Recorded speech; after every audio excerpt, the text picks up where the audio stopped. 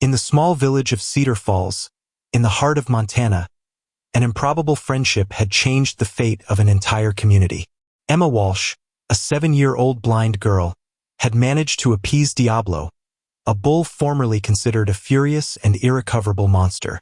This unique bond, woven through whispers, shy caresses, and a supernatural emotional understanding, had inspired the whole world. The media spoke of a miracle, the veterinarians of a mystery, and the inhabitants of a gift. Since that historic day, the Walsh sanctuary had become a place of pilgrimage. Families came from everywhere to see the bull who has become sweet, to hear the calm voice, to speak to animals that no other could approach. She did not see their forms, but she perceived their wounds, their fears, their inner silence. Diablo, meanwhile, never left the surroundings of the fence, as if he expected the voice of the one who had shown him that sweetness still existed. But in the shadows, not everyone celebrated this found peace. A man, silently observing the reports through a screen, smiled in a cold air. For him, it was not a miracle but an opportunity. If this little girl could calm the most dangerous of bulls, then she could bring him millions. In his corrupt mind, the link between Emma and Diablo was not a message of hope, but a control tool. And so, while Cedar Falls bathed in a sweet atmosphere of reconciliation, the seeds of chaos were already beginning to germinate. Emma, innocent, continued to reach out to the world, without knowing that soon, this same world was going to try to break it. There was always eyes in the shade. While Emma laughed gently with Diablo, caressing her rough muzzle through the fence boards, a black car was parked behind the hills. Inside, a man with gray hair and hard look held a notebook. By his side, 2 silent silhouettes observed with twins. They didn't take photos. They took action. The man was called Armand Delacroix, a former animal tamer who has become a millionaire thanks to clandestine fights between wild beasts. He had been banished from several countries for extreme cruelty. He had lost everything except his ambition. And what he saw in this blind little girl was a key, precious anomaly, a manipulator of monsters. If she could tame the rage, she could also channel her. And in his world, it was worth gold. He sent his men to discreet recognition. They quickly learned the routines. Emma came every day at 9 a.m., left at noon. Parents worked in town. The grandmother took care of the house. The fence of the sanctuary was only protected by faith and an old rusty padlock. For Armand, it was child's play. He didn't plan to hurt her. No, he just wanted to take her on a trip, a small stay in his facilities, to test his gifts with his creatures. But what he did not yet understand is that the links between Emma and Diablo were not made of training or domination. They were made of love, of a truth that even adults had forgotten. Armand thought he could have this light. He did not yet know that by trying to lock him up, he was going to wake up a much older and more dangerous force, that of loyalty between 2 injured beings. Armand Delacroix's first contact with the Walsh family was a strange politeness. He presented himself as a philanthrope interested in Emma's work. He was talking about research, science, animal welfare. He offered generous donations to the sanctuary, modern infrastructure, and even trips abroad to share the little girl's donation. His words were honeyed, but her eyes, cold like stone. Sarah and Michael, Emma's parents, quickly felt something wrong. The man insisted too much. He spoke of the child as a phenomenon, never like a person. When he evoked the possibility of testing his capacities on other more aggressive species, Michael rose from his chair, his face tense. "My daughter is not a tool," he said dryly. Sarah added, the trembling voice, "And we have no interest in your money." Delacroix then understood that he would get nothing through courtesy. He left them his card with a frozen smile and left the house without turning around. Outside, he crushed a dry branch between his fingers, whispering for himself, "You don't understand yet, but you will understand." This refusal for him was only a setback. He had never lost an animal or a negotiation, and he was not going to start with a blind girl. What the Walsh family was unaware is that Delacroix never worked alone. A few days after this meeting, a white truck with tinted windows was seen prowling near Emma's school. Disturbing noises were running among neighboring farmers. Missing dogs, destroyed cameras, open fences. A shiver of worry began to settle in the hearts of parents. The man they had rejected was not just an eccentric. He was a threat. In the depths of his isolated domain, Armand Delacroix traced the contours of a meticulous plan. His hideout was not a simple breeding. It was a labyrinth of cages, concrete corridors, concealed cameras. A theater of organized suffering, where wild beasts, bulls, and even combat dogs were waiting for their turn to be exhibited in clandestine fights broadcast on the dark web. His underground empire was based on control, fear, and now on the idea of adding the Emma miracle. His obsession had become a fever.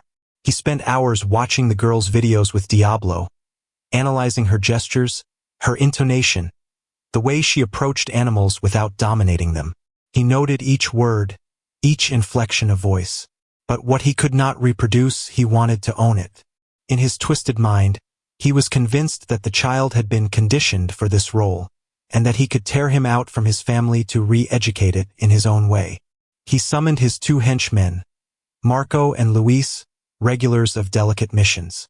We are going to take it properly without screams. A quick transportation. It won't even know what's going on. He had already done this before with trainers, rare animals, even children in countries where the law did not look. Emma would be one more piece in her chessboard. What he didn't know is that by attacking her, he would arouse the anger of an unexpected ally, a bull who never forgets. Meanwhile, in Cedar Falls, calm reigned on the surface, but the most sensitive instincts shudder. Diablo, however peaceful for months, was starting to show signs of agitation. He was going in circles, knocked down gently at night, stared at the forest with a worried air. Emma felt that something changed. She had no evidence, just a cold in the belly, a silent voice that whispered in his ear, "Someone is approaching." Night fell on Cedar Falls as a stifling veil. The wind was blowing through the fields, making the ears of corn shiver and howl the old hinges of the Walsh porch. In her room, Emma slept peacefully, a hand placed on the edge of her bed, her lips whispering Diablo's first name in her sleep. But a few meters away, in the dark, two silhouettes approached the house silently. Luis cut the alarm with an expert speed. Marco forced the rear door lock, without noise. They knew the house plan by heart, thanks to the observations made for weeks. They had only one goal, Emma. In silence, the noise of a Grin King parquet resonated like a funeral bell. Rose, the grandmother, asleep in the living room, woke up only half a second before a cloth soaked in chloroform covers her mouth. Emma was seized in her sleep, wrapped in a blanket, unable to shout or understand. Her world, usually so rich in familiar sounds, was drowned in the din of an engine, the swing of an unknown road, and the voices that she did not know. She didn't have time to say goodbye to Diablo. Only his heart, overwhelmed with inexplicable weight, understood that a border had just been crossed. She had left childhood without even knowing it. The next morning, Cedar Falls woke up in chaos. The Walsh found the house open, unconscious Pink, the empty bed. The news spread like powder trail. Bats were organized, the neighbors ran. The sheriff Bradley deployed patrols in the woods, had the neighboring cities alert. But a presence, silent and powerful, felt this loss before all. Diablo. At dawn, he uttered a hoarse and prolonged howl, a cry that no one had heard yet, a cry that made the walls of the sanctuary cry. Cedar Falls, usually peaceful, was shaken by an unusual tumult. The church bell tower sounded earlier than usual, the faces were marked by anxiety, and the murmurs rose like a desperate prayer. Emma, the small light of the village, had disappeared, and in each home, only one question came back, trembling and haunting. Who could have dared?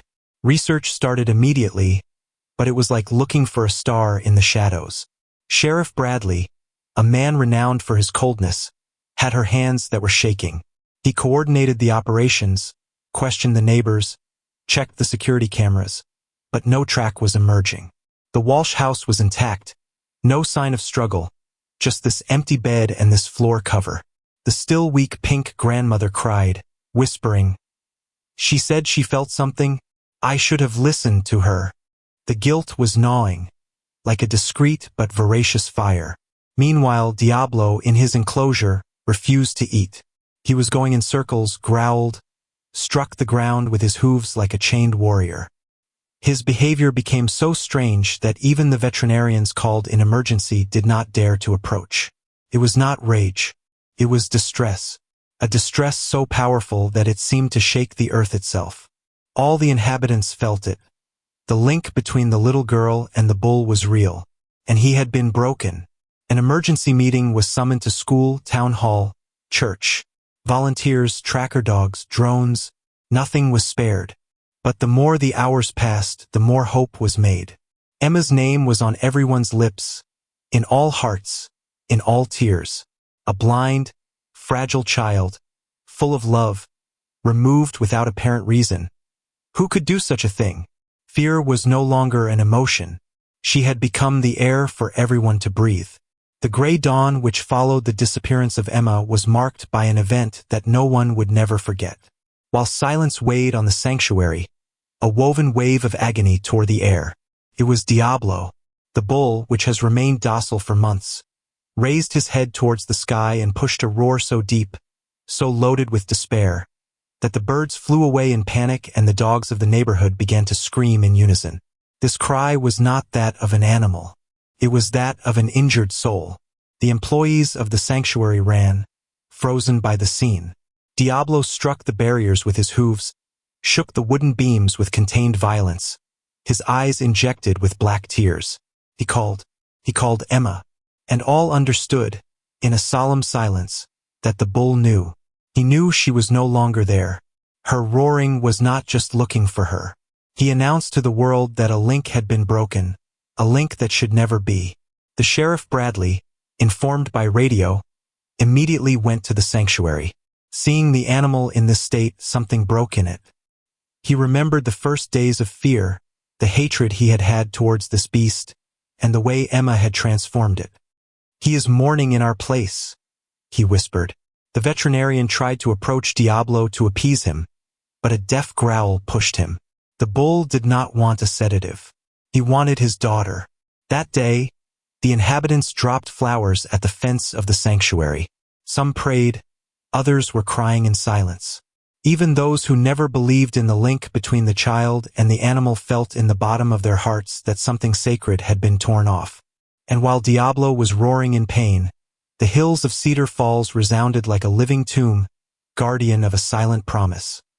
He would not stop as long as he would not have found it.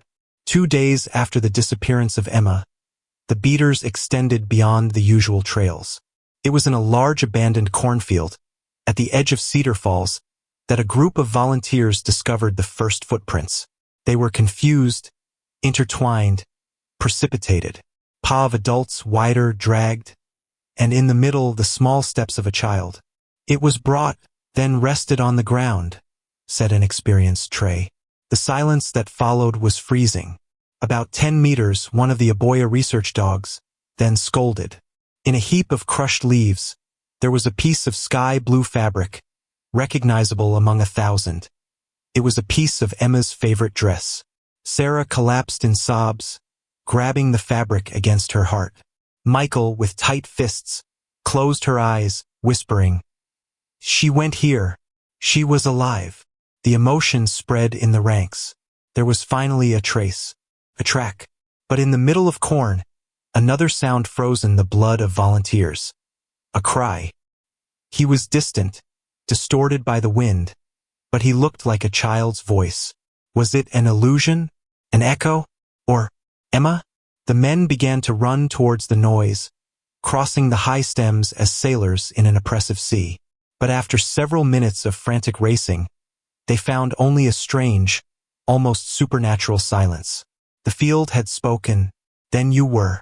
In the distance, hidden in a van parked on the edge of an old earth path, Marco observed the scene through twins. He sneered, then started without noise, taking with him the next stage of the plan.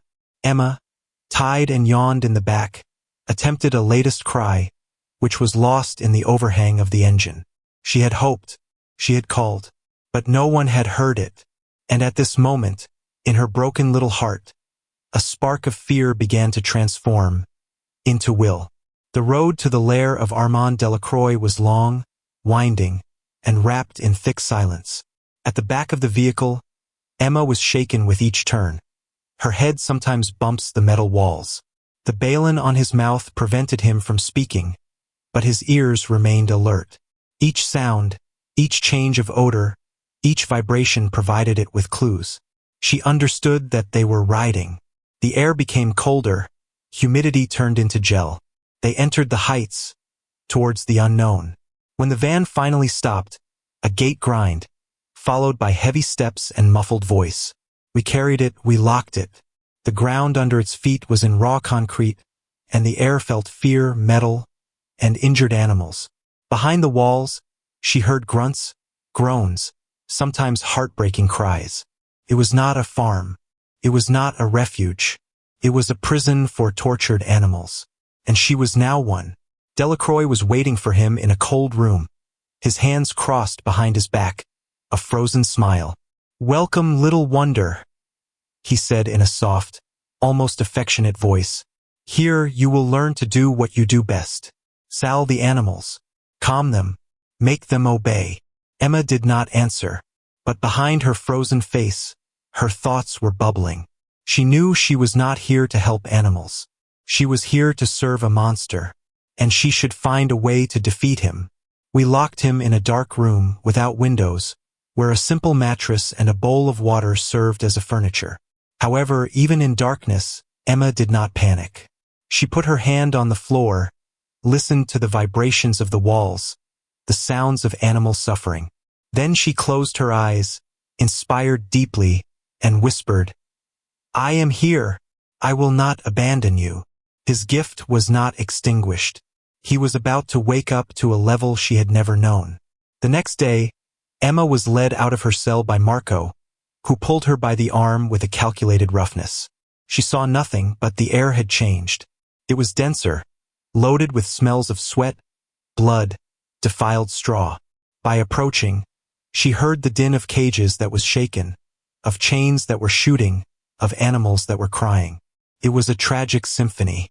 Each step brought her closer to what Delacroix proudly called his training camp. When she arrived in the interior arena, Emma stopped net. She didn't see, but she felt. Aligned cages, chopped breaths, heartbeat that resounded like war drums. Drug lions, injured dogs, a half-blind bear, and, further, a black bull with an irregular breath. He was not Diablo, but his gaze bore the same distress. It was a collection of living, locked, humiliated, ready to be thrown into the arena. Delacroix approached her, satisfied. "Do you hear them? Do you feel their fear? You alone can calm them down. And when they are calm, they will be ready." He did not say ready to heal, but ready to fight. Emma then understood that her donation was not going to be used to save, but to make the animals docile enough to die. She backed off, disgusted, but a brutal blow to the shoulder of Marco forced her to obey. "You want them to suffer less? So help them. You have no choice." However, in this abomination, a weak light turned on. By putting her hand on the cage of an injured young dog, Emma felt the body tremble, then calm down under her soft voice. It was not a submission. It was a silent request. "Save me." She then understood that, even here, even at the heart of evil, she still had a power. That of sowing peace in horror. And she made a silent promise. She would help them all, one by one. Before escaping, Delacroix, persuaded to have gotten their hands on a living treasure, imposed a daily ritual. Each morning, Emma was taken to the arena, facing a different, broken or furious creature. He forced her to sit, speak, calm. Cameras recorded everything. It was no longer a child, but a play with a secret show, a living attraction that we were preparing to maneuver. But what Delacroix did not understand is that Emma did not cooperate. She acted according to her own mission. She did not obey her orders. She did not use her gift as we paint an animal. She whispered words of love, forgiveness. She listened to the silences and heard the sufferings. The animals did not become docile, they became free inside. Some were going to bed and closed their eyes. Others refused to fight when they were released, to the great frustration of Delacroix. His plan was starting to crumble without him grasping the cause. Furious, he tried to corrupt his method. He made strident sounds diffuse during the sessions, administered drugs with animals, even tried to injure Emma to make her react. But she remained calm, stoic. She was not only a girl with a donation. She was a guardian of souls, a rock in a world of mud. Each animal she touched did not become a weapon, but a being who remembered her dignity. It was an old-born lion named Knox who proved it. After days of silence, he roared gently when Emma approaches, then put his head against the grid. Delacroix jubilant. That's it. He submits. But when the lion was thrown into the arena against a weight-loss tiger, he stepped back and lay down, refusing the fight. The tiger did the same. The secret audience was shocked. Delacroix was furious. Emma closed her eyes and smiled. She had planted a seed, and she was starting to push. The days passed in the obscurity of the hideout, but Emma was no longer alone in her pain. The animals she appeared began to turn into silent sentries. They had no words, but their eyes were talking. A dog, who has not stopped screaming for weeks, stopped shouting as soon as Emma passed near his cage. A massive bull with a hoarse breath struck 3 times from his horn on the bars every morning, as if to say, "I'm still there." One evening, when he was renewed in her cell, a human voice rose. "You talk to them with your heart." It was Lena, a young Spanish-speaking employee that Delacroix thought docile. She had killed herself for months out of fear, but seeing Emma, so frail and yet so strong, she felt a flame reborn. In secret, she began to bring him hot food, to describe the interior of the complex, to whisper in him where the keys, the generators, the cameras were. Thanks to Lena, Emma understood that she was not the only one who wants to overthrow this world of channels. Another man, Gabriel, former veterinarian who has become captive because of unpaid debts, transmitted valuable information on Delacroix's habits, the schedules of his guards, and above all, a forgotten evacuation tunnel, dug for years earlier and condemned since. Together, they began to weave a fragile canvas, made of courage and silence. But the most overwhelming for Emma was to feel that even the animals, too, became her accomplices. They made noise to cover her steps. They barely moved so as not to draw attention to her, some going so far as to simulate panic to divert the guards. It was no longer a suffering zoo. It was an invisible army, linked by pain and guided by a soft voice. A voice that had learned to cross the bars. At Cedar Falls Sanctuary, Diablo was just a shadow of himself. Since the disappearance of Emma, her behavior had changed radically. He was not eating almost anymore, refused care, went around in circles like a lion in cage. But something deeper was brooding in him. New agitation, an old instinct awakened by suffering. It was no longer fear or sadness. It was research. And soon he would not just wait. In a night of rain and thunder, while the trainers had gone to take shelter, Diablo slowly approached the old wooden gate at the back of the sanctuary. He has been watching it for days. A verminy beam, a badly fixed latch. Then, with a single horn, he pushed the door as if it had never existed. The noise was deaf, brutal.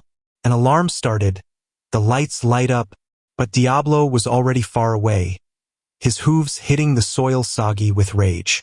The security cameras captured it one last time. A dark mass rushing in the forest, defying human barriers and animal logic. He was not fleeing. He was tracking down. He followed a smell, a memory, a vacuum in the air. The panicked veterinarians immediately called the authorities. The Sheriff Bradley, seeing the images, felt a thrill go through his spine. "He's going to get her," he whispered. And in his gaze, there was neither fear nor anger, but a crazy hope. The whole city was awake. Some feared a relapse of violence. Others understood that the link between the animal and the little girl was stronger than captivity. Diablo was no longer a symbol of fear or redemption. At that moment, he became a warrior. He was going to cross forests, rivers, fences, and rifles if necessary.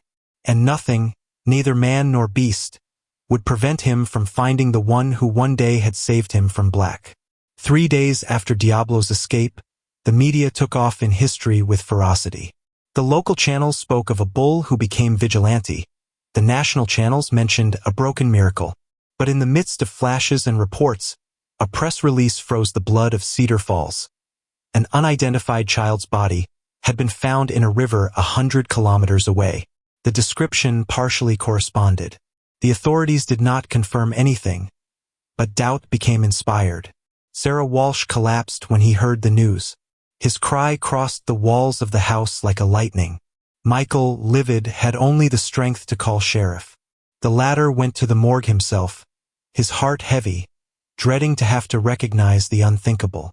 Meanwhile, the inhabitants gathered around the house of the Walsh, candles by hand, the silent faces of pain. No one was talking about mourning. They refused to believe it. But the shadow extended. Then, an hour later, the truth fell. It was not Emma. The relief was instantaneous, almost violent. Some fell on his knees. Others sobbed guilty joy. But this brief moment of light left behind an even more terrible fear. If it was not she, then where was she? And under what conditions? The mystery remained intact. And every minute who passed seemed to steal a breath more than those who loved it. Diablo, for its part, continued its progress. He had crossed a swimming river, broke 2 fences, and refused to stop despite a deep wound on the paw. Those who saw him in the woods spoke of a haunted, determined, almost human beast in his will. It was no longer a leak. It was a mission. And somewhere, in a cold cage, Emma heard a deaf beat in the earth, like a drum in the distance. She whispered, "I know you come." The rain did not stop falling since the fatal announcement, as if the sky itself cried the disappearance of Emma. In the soggy forest, the fingerprints of Diablo sank deep into the mud, leaving an irregular trace. One of his legs was bleeding. Each step was tearing a hoarse growl from his throat. But he did not slow down. He followed an invisible thread, a path that no human eye could have drawn. It was the instinct, or something even older. The Sheriff Bradley, against any logic, ordered a research team not to capture Diablo, but to follow him. "He knows where she is," he told journalists, who first took her for a madman. But when the rangers found the blood of the bull mixed with human traces in a forgotten path, doubt made room for stupor.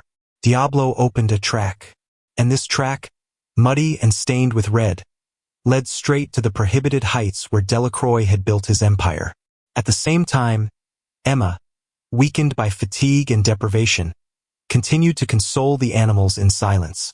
She felt something changed. The air vibrated. The earth rumbled sometimes, like a deaf whisper from far. And every night, in her feverish dreams, she saw black eyes advancing in the mist, a hot and powerful mass to make her way through the trees. She knew that Diablo came, and she also knew that he would not happen without leaving scars. In Cedar Falls, the whole community was now organized around despair, but active expectations. The men sharpened their tools, the women were preparing food. The children drew Emma and Diablo side by side on the school walls. It was no longer the story of a lost child. It was a legend being born. And at the heart of this legend, a path of mud, blood, and a stronger will than metal. The border between the deep forest and the prohibited valley where Delacroix was hid was not marked on the maps. It was an invisible fault, a passage that only the oldest of the hunters knew, or that the animals felt in their flesh. Diablo, injured but inflexible, reached this threshold with twilight. Her nostrils smoked, her muscles trembled, but her eyes burned in new light. He was no longer just a bull. He had become the heart of Emma's heart. Delacroix's guard dogs were the first to feel it. They yelled in the night, flaying a foreign presence, an ancient monster to claim what had been stolen from him. The armed men ran, thinking of a predator. But when they saw the dark mass emerge from the woods, framed with mist and lightning, some instinctively recovered. "It is not a bull," whispered Marco, terrified. "It's a demon." But it was wrong. He was a father. The confrontation was brutal. Diablo did not charge with rage, but with necessity. He overturned cages, smashed fences, dispersed dogs like dead leaves. He didn't attack to kill, but to open, release, destabilize. In chaos, several animals took advantage of the breach to flee, creating a generalized panic. Lena, hearing the cries and the tumult, knew that the time had come. She ran to Emma's cell, turnkey, heart beating like a war drum. Emma, weakened but lucid, felt the smell before hearing the step. Diablo was there. She knew it. She felt it in the earth, in the air, in her bones. While Lena opened the door, Emma murmured in a trembling voice, "He came, as I felt." She got up, flickering legs, and hugged her ally. "Now we have to help him. He is alone against them all." That evening, in the Valley of Oblivion, the broken nature raised itself against cruelty, and Emma, liberated, finally joined the struggle. Since the day he had crossed the doors of the sanctuary, Diablo had only followed one guide: the smell of Emma. It was not a perfume that others could have felt. It was a unique mixture of apples, wool, soft earth, and something that only beings linked by the soul can perceive. This essence, engraved in his animal memory, had crossed the rain, the wind, and the mud, intact, like a trace left in the heart of the world. In the valley chaos, while the human cries and the screams of the animals mingled, Diablo stopped net at the turn of a soiled corridor. He tilted his head, huma the air, and felt she. Not a doubt, not hesitation. She had been here. He began to growl gently as if to call him. He sniffed the walls, the corners, each centimeter of floor, and suddenly he pushed a deep roar, a sound that only animals could understand. "I'm there. Where are you?" Emma, barely a few meters, felt this thrill in the air. It was like sudden warmth in the belly, an invisible presence that enveloped his being. She stopped, let go of Lena, and murmured, "He's looking for me." Without delay, she brushed against the walls, guided not by sight, but by the vibrational echo of a link that no wall could contain. Each step, the sounds were cleared, and at the bend of a corridor, they found themselves separated by a simple grid. Diablo approached slowly, breathless, her look trembling. Emma held out her hand, touched her horn, then her forehead. He closed his eyes. The world faded. No more pain, no more fear. Just both, in such a deep silence that one could hear a tear fall. "I knew you would come," she whispered, and Diablo, in response, pushed a long, peaceful breath, the same he had once offered the little girl who had saved her from rage. While Diablo and Emma ended up in the bowels of the lair, far from it, a woman with a sharp intuition peeling details that all had ignored. Her name was Elise Marchand, an independent journalist specializing in unresolved disappearances. Sent by a national media to cover the miracle of the bull, she found herself taken in the flaws of the Emma affair. And the more it dug, the more the silences seemed to shout.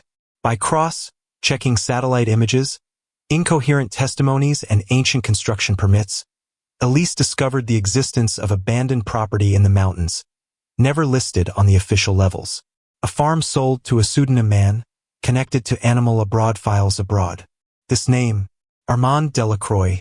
As she revealed the sons of the lie, she felt the vertigo of the danger, but also the call of justice. She gathered her proofs, printed cards, plans, old satellite photos. Then, in the middle of the night, she knocked on the Sheriff Bradley door. He opened, tired, suspicious, until she spread all the clues before him. "I know where she is," she said in a firm voice, "and I think the bull has been driving you there for 3 days. But if you wait another hour, it could be too late." A heavy silence followed. Then the sheriff got up, grabbed his hat, and declared, "So we go." While an emergency convoy was formed in an emergency, Elise rose aboard a helicopter loaned by a television channel. From the air, she guided the team until the hidden entrance to a conceded valley, barely visible between the pines. Below, the first rays of dawn revealed the traces of a battle and the moving shadows of freedoms in freedom. The cry of a bull tore silence, followed by a child's song. Elise closed her eyes, a beating heart. They were still alive. while the chaos rumbled outside. In the corridors where beasts and men mingled in a wild struggle, Delacroix descended into the furious main room. He had seen the cameras. He understood. Diablo was there, and Emma had escaped. Fear, rare in him, turned into a cold rage. He ordered that it is immediately found, locking it up, that the bull is neutralized. If necessary, shoot it, he yelled. But deep down, he knew that control escaped him. Emma, she was advancing in the corridor, hand on the wall, guided by the heat of Diablo behind her. They were no longer separated. They were together, linked by one intention: to end hell. At the bend of a corridor, she heard the footsteps of Delacroix. He came. She stopped, turned to him, and for the first time she did not tremble. When he appeared, weapon in hand, she looked up and said, "You don't understand anything to the animals. You break them when they only ask to be loved." Delacroix laughs nervously. "And you? Do you think you're going to drop me with your pretty words? Do you think you're a heroine?"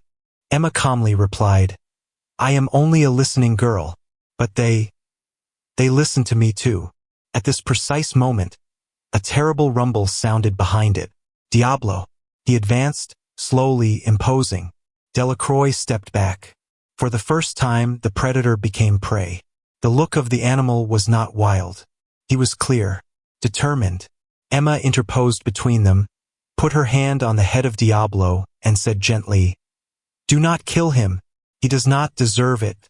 But you deserve to remain free." Delacroix, frozen, dropped his weapon. He no longer saw a child. He saw a judge, a flame that he could neither buy nor extinguish. At this moment, the first sirens resonated in the valley. Rescue arrives. And Emma, standing scratched, pale, but straight, had just won her first war. Despite the victorious confrontation with Delacroix, Emma knew that nothing had yet been won. The underground complex still grouped armed men. Some panicked, others determined to erase any trace of their involvement. Lena, trembling but resolved, joined Emma and Diablo in the corridor. They closed the outings. "We only have one way."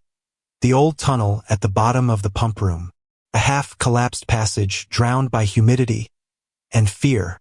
Gabriel, the former veterinarian, appeared in turn, holding a clues card.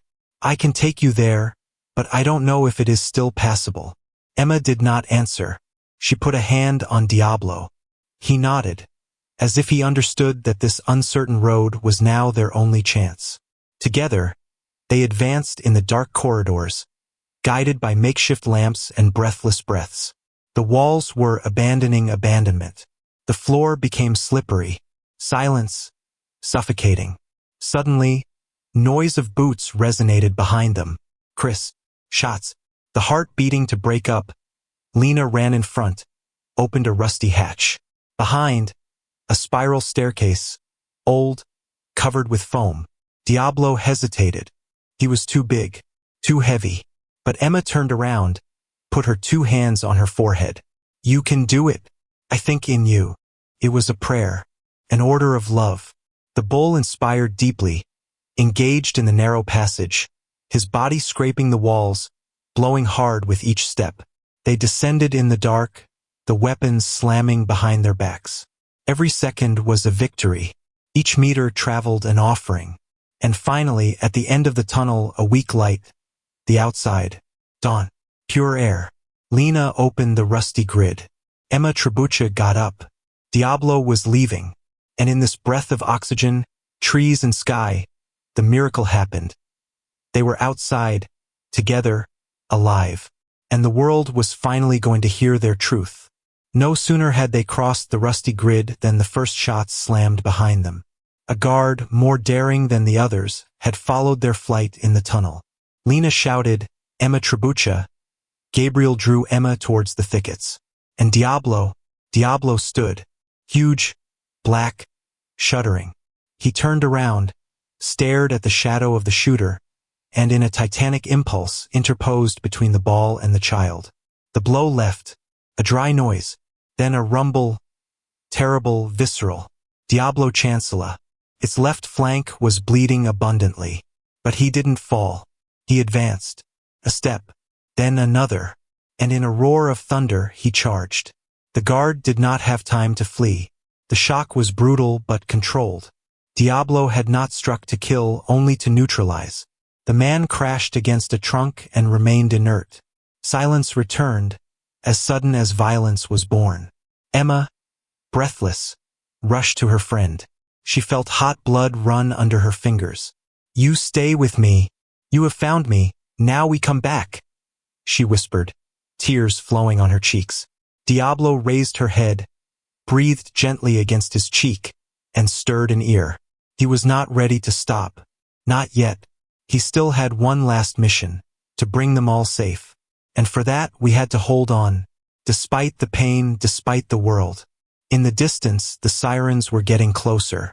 Sheriff Bradley and the emergency services finally arrived. Lena agitated a white garment. Emma, standing with Diablo, arms apart, looked like a living statue erected against evil. When the convoy emerged from the turn, which they saw them all, an injured, standing bull, protecting a blind child with a serene look, like a sacred rampart between barbarism and light. When the Sheriff Bradley came down from his vehicle, a gun in hand, he immediately saw that the scene in front of him was not like what he had known. It was not a battlefield. It was an embodied act of faith. Emma, standing, her arm laid on the bloody flank of Diablo, faced the light of the headlights with a quiet force. "Don't shoot," she cried. "He saved me. He saved us all." Silence was done. Then Bradley slowly lowered his weapon. But behind them, in the valley, everything collapsed. Open cages, freed animals, fleeing guards. And in the midst of this panic, Delacroix howled, mad with rage, seeing his empire go ash. He tried to escape by a smuggling path, but fell face to face with Elise Marchand, camera in hand. "It's over," she said. "The world will finally see what you are." He tried to strike. She dodged, and behind her 2 police officers arose. A shooting broke out near the warehouses. Some faithful of Delacroix refused to surrender. The sheriff ordered the teams to contain the area, while the veterinarians rushed to Emma and Diablo. The scene was chaotic, but one thing remained clear. The link between the child and the animal had changed the course of events. Emma murmured words to Diablo that no one understood, but that all felt. "We are still standing." In confusion, Lena Sarah Emma in her arms, in tears. "You released us," she breathed. Gabriel, injured in the arm, nodded. "And you did it without hatred." In the distance, the helicopters arrived. The ambulances aligned themselves. The night, glowing, still felt ash and fear. But at this moment, between the blind girl and the bruised bull, was born a sacred calm. Calm after the storm, when the truth can no longer be stifled. While the emergency services were organized, the children leaving the cages cried their found freedom, and the flames slowly consumed the installations of Delacroix. A strange silence descended on the valley. A silence as suspended in the air, between 2 worlds. Then, slowly, Diablo raised her head to the dark ink sky. His flanks were soaked with blood, his muscles wiggled, but he straightened up his height. And then he roared. This roar was not that of rabies or pain. It was that of the soul delivered. An ancestral, raw, vibrant cry that split the mountains and the hearts. The police stopped. Nurses appeared their gestures. Even the animals calmed down for a moment, turning their heads towards the one who, a few months ago, embodied fear, and who, at that moment, became a symbol of justice. A song without words. A living statement. "I am free. It is free. And you will never break us again." Emma, on his side by her side, put her hand on her rough cheek. She understood that this cry was not only for her. It was for everyone. For each being locked up, beaten, ignored. For those that no one had heard. Diablo had Rugi for the whole world. And in the echo that followed, a strange lightness was felt. As if the invisible walls of the interior cages, those that even humans wear, had just cracking. This roar was recorded. By a camera. By microphones. Thousands of eyes already looked live. Because Elise had activated satellite transmission. The cry of Diablo was broadcast that night on screens around the world. And in silent households, in sick rooms, in hospitals, prisons, shelters, tears were flowing. This cry was no longer that of an animal. It was that of regained humanity. When the helicopters landed in the clearing, the still hot ambulance engines, the first people to descend were Sarah and Michael Walsh. Their faces wore the stigma of sleepless nights, burnt hopes and then rolled, tears retained for too long. When they saw Emma's silhouette, standing next to Diablo, their legs yielded. Michael fell on his knees. Sarah, hand on her mouth, stifled a sob. She was alive. Emma heard their steps, felt their presence before they speak. She turned her head slowly and whispered, "Mom!" This only word burst the dam. Sarah ran towards her, took her in her arms, hugged her so hard that she was trembling. "You are there. My God, you are there," she sobbed. Michael joined them, surrounding the two of his arms. It was a time frozen out of time. A cocoon of heat in the middle of the ruins. A nucleus of love in the center of a collapsed world. Diablo, silent, observed this scene. Its flanks rose and struggled with difficulty. He shot down slightly, then sat down slowly on his rear legs, like an old outspoken sage. Tears were flowing on the faces, but none was fear. They were tears of recognition, reunion, of a tangible miracle. The rescuers approached, but Emma raised a hand. "Leave him for a moment. He looks at us. He understands everything." While the spotlights of the cameras weakly lit the scene, it was the silence that reigned. An inhabited, sacred silence. The sobs became prayers. Simple gestures, like the caresses on the head of Diablo, became acts of healing. Emma, his head posed against his mother's shoulder, whispered, "He found me in the dark, as if I were his light. And in this mountain black, where the stars clung timidly to the sky, the whole world understood what meant to love without seeing." In the early morning, while the first rays of the sun filled through the pines, the emergency services were busy transporting the wounded and securing the premises. Diablo, he remained motionless. Lying on the ground, shortly breath, half-closed eyes, he observed Emma and his family like an old tree looks at his roots find the light. The veterinarians approached, examined the wound. A bullet housed deeply, close to the heart. They exchanged a serious look. The prognosis was dark. Emma immediately felt something changed. She knelt near her friend, took her snout in her little hands, and whispered, "I'm here. I stay there, my big one." Diablo slowly opened her eyes, put them on her. This look, formerly crazy about rage, now expressed only peace. He moved his head gently, pressing his forehead against his. A gesture heavy with meaning. A farewell without word. Thank you that only injured souls can offer. The veterinarians proposed emergency anesthesia, but Emma interposed slowly. He doesn't want to sleep. He wants to watch until the end. Then the Walsh, Lena, Gabriel, Elise, and even the sheriff formed a circle around the bull. They put a hand on him in silence. And in this circle, Diablo expired slowly, in a breath that looked like a sigh of peaceful child. He went away, surrounded by love, bathed in light, free for the first time. When his heart stopped beating, silence was total. Then a soft wind rose, sweeping the leaves, hair, tears. Emma did not cry immediately. She stayed there, seated, her hand placed on her flank still warm, and says gently, "You were never a monster. You were a lost heart. And now you are the light that I will follow all my life." That day the world lost a bull, but won a legend. And Cedar Falls never forgot the one who gave everything for a blind little girl. Barely the last wounded evacuated and the cages definitively open, the authorities began to search the ruins of the Delacroix Lane. What they discovered went beyond the imaginable. International animal traffic registers, illegal training videos, documents signed under false identities, and even notebooks describing the experiences carried out on suffering animals. The name of Delacroix, long whispered in dark circles, now became irrefutable proof of organized cruelty. The man, handcuffed and escorted by 2 federal agents, remained silent. Not a word, not a cry. He fixed the soil, as if shame was a luxury which he no longer believed. When we read his rites, he sketched a bitter smile, but Emma, who attended the scene at a distance, said aloud, "He will never dominate anything again." These words, simple but powerful, were taken up by the press, engraved on the signs during the demonstrations, and broadcast in a loop in the evening. Lena, Gabriel, and Elise testified with courage, telling every detail, every day of horror, every child or animal that they had seen suffer. The images broadcast by Elise went around the world. In less than 48 hours, entire foundations were created to support survivors, to rehabilitate animals and help human victims rebuild their lives. Justice, long, slow, and silent, began to walk with a fast and firm step.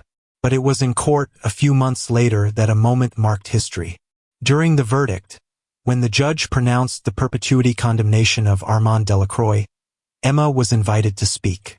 She climbed on the platform, a white cane in hand, and said in a calm voice, "I didn't want him to suffer. I wanted him to understand.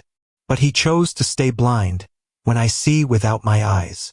And in this silent room, everyone understood that real justice was already on the move, in the heart of a child. The weeks following the release of Emma were filled with flowers, letters, cameras, and tributes. Journalists from around the world wanted to interview it. Schools took her as a model. Associations wanted to make her their ambassador. We were talking about books, documentaries, awards. However, behind this whirlwind of recognition, Emma remained silent. She smiled politely, replied gently, but her gaze always seemed elsewhere.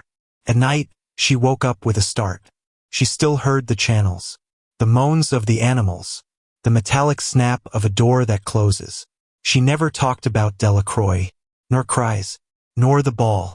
She kept everything in her, like a sad music that no one should hear. Her worried parents surrounded him with sweetness, but Emma avoided prolonged contacts. Even with them, she had changed. She had grown too fast. It was Diablo who was missing the most. Sometimes she went to the sanctuary, where her ashes had been dispersed under the old oak. She sat against the bark, her hands on the ground, and stayed there for hours without saying a word. Volunteers quickly understood that it was not a place of sadness, but a place of link. There she spoke to him, in a low voice, told her his nightmares, his doubts, and sometimes she saw hearing an answer in the rustling of the leaves. It was Lena who, one day, dared to put her hand on her shoulder and say to her, "You don't need to be strong all the time. You have the right to hurt." These words triggered a torrent of tears long retained. Emma was crying for a long time, without restraint, in the arms of the one who helped her to survive. And it was there, in the hollow of this shared sorrow, that healing began. Because if we heal the animals with love, we heal the children with listening. The following spring, while the fields of Cedar Falls covered themselves with wild flowers, the inhabitants gathered around a site like no other. There, right next to the old sanctuary, where now stood the foundations of a rehabilitation center for traumatized animals. At its head, the Walsh, Lena, Gabriel family, and of course Emma, whose name appeared in sober letters on the pediment of the entrance. The place bore a simple name but heavy with meaning: the Diablo Refuge. This sanctuary was not only a physical refuge. It was a lively commitment. We welcomed animals saved from trafficking, injured animals, rejected creatures to be too dangerous. But here, none of them was defined by his fear or his violence. They were welcomed with gentleness, with patience, sometimes with silence, according to the method that Emma had inspired. She spent each morning between the enclosures, putting one hand on each head, whispering words that only the heart includes.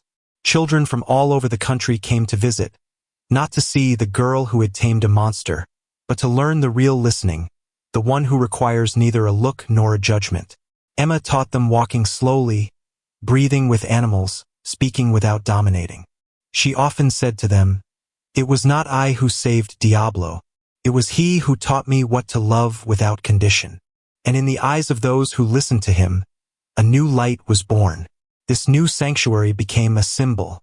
No victory or miracle, but transformation, reconstruction by compassion. Each wall wore a fresco, each tree an animal name saved, and each stone, according to Emma, said a promise. As long as there are wounded beings, we will be there. And even if Diablo was no longer of this world, his breath echoed in each rustling of leaves, each peaceful hemment. He was everywhere, and above all, in her. At only 8, Emma had already become much more than a survivor. She was a passer of light. Children, veterinarians, psychologists, all came to learn not theories but a presence. She did not give conferences. She did not recite any rules. She was simply sitting alongside beings, humans or animals, and listened. And this listening, silent and pure, dropped walls that years of therapy had never shaken. She welcomed traumatized children as she had done with Diablo, without fear, without questions. Some refused to speak, others approach animals. But she was waiting, always. A boy named Nils, a victim of abuse, had spent 2 weeks in silence, curled up under a tree. Then one day, Emma handed her an injured lamb. No word, just a gesture. And in this simplicity something broke. The child reached out and cried. It was the beginning of a renaissance. The parents of these children often said, "She has a gift." But Emma always replied, "It is not a gift. It is a promise. I promised Diablo that we would no longer leave anyone in the dark." Her past was not an injury she was fleeing, but a root she cultivated. Each peaceful animal, each child who smiled again, was a flower born from this painful earth. And she watered this invisible garden with her silence and her faith. Little by little, Emma became a symbol of gentle resilience. Articles were published in scientific journals. Universities studied his method, but she remained the same. Bare feet in the grass, her hair in the wind, her hand placed on the back of a trembling dog, an isolated child, an old horse that was not waiting for anything. And in these shared silences, a soft truth floated in the air. There are hearts that know how to repair others, simply by beating next to them. A year to the day after the disappearance of Emma, Cedar Falls organized a silent ceremony. There was no speech, no microphones, only a circle formed around the old sanctuary oak, where the ashes of Diablo rested. Children, alumni, foreigners from afar, all had gathered to honor a bull who had shouted for all those who had no voice, and a little girl who was able to listen to him. Emma advanced in the center of the circle, holding a copper bell in her arms, engraved with a simple word, "Free." She hung it to a branch of oak, and with a soft gesture, made her shoot. The sound was pure, clear, like an echo of the roar of Diablo, a year earlier. Then she murmured, "This cry was not angry, it was a call. And you heard it." Tears were running without noise on many faces. No sadness, gratitude. At that time, a young bull survivor of the sanctuary approached Emma. He put his forehead against his shoulder, exactly as Diablo had done in the past. The circle widens. The children came to touch the animal. A light wind rose, gently singing the leaves. And everyone, in this vibrating silence, understood an essential thing. Love does not need to survive in the cries. It resonates through the gestures which repair. In the evening, a documentary entitled The Heart of Diablo was broadcast in dozens of countries. But for those who had seen Emma walking alongside the beast, who had heard her singing in the night of the cages, no screen was necessary. The real film was shown in memories, engraved in the flesh of the world. And in a peaceful corner of Montana each evening, when the wind is slowly tinkling the copper bell, those who reach out the ear can still hear the roar of love.